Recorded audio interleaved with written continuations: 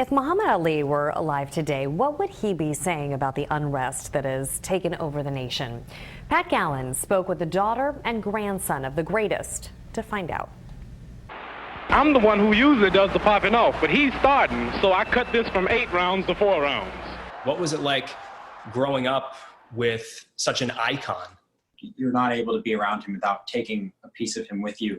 And it's really a blessing and an honor to be a part of that legacy and to be a part of something, that's really intended on helping the people. As a parent, it was imperative to me that Jacob really captured the essence of my father, and it's through giving that you find him.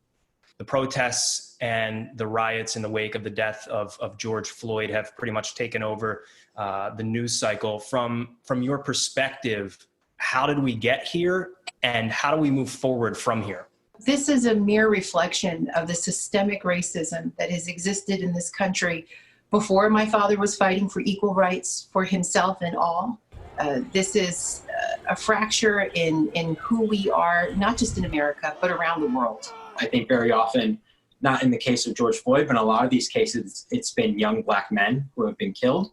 I think that particularly speaks out to us in our generation, and it's just not acceptable anymore. And I want to commend everybody who's been protesting properly and showing support and showing that, it's time for there to be a real change in this country.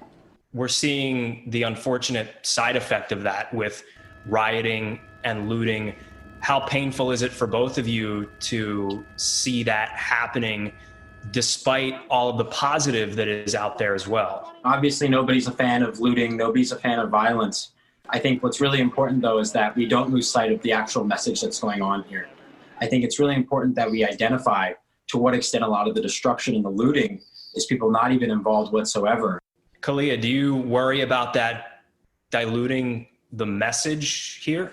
Absolutely. I think there's a lot of opportunity for us to lose focus and train to focus on what matters and what's important and finding our way forward and prayerfully together. And I know that's what my father would want more than anything.